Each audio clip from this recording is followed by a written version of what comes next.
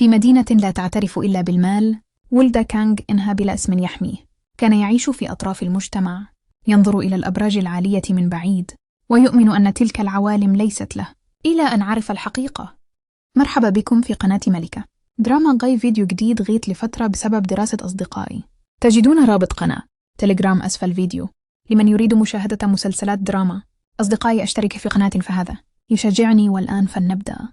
والده ليس رجلا عاديا، والده هو رئيس مجموعة كانغو، إمبراطورية اقتصادية تحكم آلاف المصائر. وفي لحظة واحدة انتقل إنها من القاع إلى قلب القصر، لكن القصر لم يفتح له ذراعيه، بل فتح له أبوابه فقط. كانوا يرونه خطأ يجب إخفاؤه، ابنا غير شرعي يذكرهم بأن السلطة ليست نقية كما يدعون.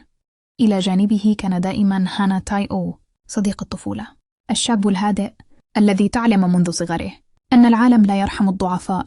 تاي أو لم يحلم بالثراء، كان يحلم فقط ألا يداس. حين دخل إنها عالم الأثرياء، دخل تاي أو معه، لا كضيف بل كظل، العقل الذي يخطط واليد التي تحرك الخيوط.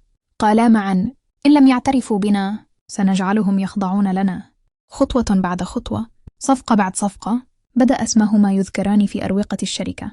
إنها كان الواجهة، الاسم، النسب، الصورة، وتاي أو كان الحقيقة الخفية، الذكاء، الصبر، الحساب البارد. كانا فريقا لا يهزم، إلى أن دخلت ناهي وون حياتهما. ناهي وون لم تكن ضعيفة، كانت تعرف أن الفقر لا يترك للإنسان كرامة إن لم يدافع عنها. رأت في إنها القوة، وفي تاي أو الأمان. أحبسنا وترددت وخافت، ومع الوقت أصبحت هي المرآة التي عكست حقيقة الرجلين. السلطة لا تغير الناس، إنها فقط تكشفهم. إنها بدأ يصدق أنه ولد ليحكم، أن الجميع أقل منه. حتى تاي أو صار قاسيا، متسرعا، مستعدا للتضحية بأي شخص ليبقى في القمة. وتاي أو رأى صديقه يتحول إلى نسخة أخرى من العائلة التي احتقرته يوما. في تلك اللحظة ماتت الصداقة، وبدأت الحرب. خلف المكاتب المغلقة خيانات، وثائق، أسرار، ملفات سوداء. إنها اختارت الطرق السهلة الملوثة، وتاي أو اختار الانتظار. كان يعلم: من يصعد بسرعة يسقط بقوة. في يوم واحد انكشف كل شيء.